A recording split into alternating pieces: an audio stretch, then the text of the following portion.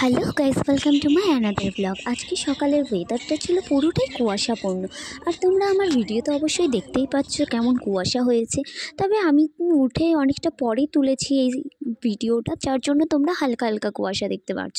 আর এই যে আমি ঘুম থেকে উঠে তারপরে টিউশন পড়িয়েছি, এবং টিউশন পড়ানোর পরে যেহেতু আমার অফিস আছে, তাই একটুখানি আমার অফিসে যাওয়ার আগে টিফিন করে নিলাম।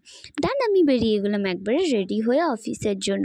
এবং অফিস থেকে একবারে চলে যাব আমার পার্লারের কোর্স আছে যেহেতু, সেই পার্লারের ক্লাসে।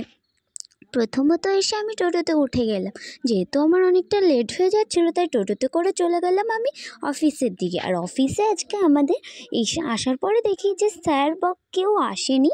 তো আমাদেরকে বলেছিল যে অফিসটা দেখাশোনা করো। আজকে আমাদের স্যার গেছে আরেকটা নতুন অফিস খুলতে, আর তার জন্য আজকে কোনো ফোন কল করতে হবে না। So very nice. অফিস থেকে বেরোনোর পরে চলে গেলাম মেকআপের ক্লাসে যাব, যেহেতু অন্তরাদির জন্য একটুখানি দাঁড়িয়েছিলাম। অন্তরাদি আসার পরে আমরা দুজন মিলে হাঁটা শুরু করলাম একদম ক্লাসের দিকে। এবং ক্লাসে যাওয়ার পরে দেখি তালা ঝুলছে, সেহেতু আমরা চলে গেলাম আমাদের কলকা পেন কেনার ছিল সেটা কেনার জন্য। এবং আমরা চলে গেছিলাম সাজবেলাতে যেয়ে আমরা প্রথমত কলকা ব্রাশ হবে, কলকা ব্রাশ কিনেছি। এবং তারপরে আমি একটা লিপ বাম নিয়েছিলাম, যেহেতু আমার লিপ বাম নেওয়ার ছিল, তাই আমি একটা লিপ বাম আর একটা কলকা ব্রাশ নিয়েছিলাম। তারপরে আমাদের কেনাকাটা কমপ্লিট হয়ে গেলে আমরা সেখান থেকে বেরিয়ে যাই। এবং তারপরে আমরা হাঁটতে হাঁটতে যাচ্ছিলাম, তখন আমার সাথে আমার বান্ধবী সুপ্রিয়ার দেখা হলো। তো তিনজন মিলে হাঁটতে হাঁটতে গেলাম, ও ওদিক দিয়ে চলে গেল আর আমি এদিক দিয়ে চলেছিলাম।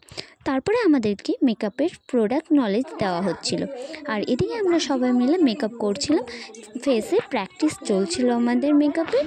আমাদের যে মেকআপ ক্লাসগুলো করাচ্ছে সেটারই প্র্যাকটিস আমরা নিজেদের ফেসে করছিলাম, যেহেতু এখনও পর্যন্ত আমরা কোনো মডেল নিয়ে আসিনি। তবে এক একজনের ফেস দেখার মতো ছিল, অদ্ভুত টাইপ ছিল। এদিকে আমি তোমাদেরকে দেখাচ্ছি সবার সাজ। দেখো, এই যে আমাদের প্রোডাক্ট দিয়েছে সাজার জন্য, আর এই যে অন্তরাদির ফেসটা, অন্তরাদি তো ঠিক করে দেখাচ্ছিল। আমার অত ভালো লাগছে না, আমি যা পেরেছি নিজে যতটুকু যেরকম মনে হয়েছে করে নিয়েছি। এটা সব থেকে সুন্দর। এই যে দেখো, আচ্ছা ঠিক আছে। তো আমাদের তিনজনের মধ্যে সব থেকে ভালো মেকআপ করেছিল অন্তরাদির লুকটা দেখে বুঝতেই পারছো। আর এদিকে দেখো, আমি যখন একেবারে সুন্দর লাগছে ফেসটা, তখনই আমি ভেবেছিলাম। আর এই দিদির ফেসটা দেখো, একদম পাউডার দিয়ে সেটা ভূতের মতো করেছে। আমার তো খারাপ বলবে, আমার করেছে। আইব্রোর জন্য আমার বেশি খারাপ লাগছে, সেটা আমি বুঝতেই পারছি। আদারওয়াইজ একটু একটু ঠিক আছে, বেশি ঠিক নেই, আরও প্র্যাকটিস করতে হবে।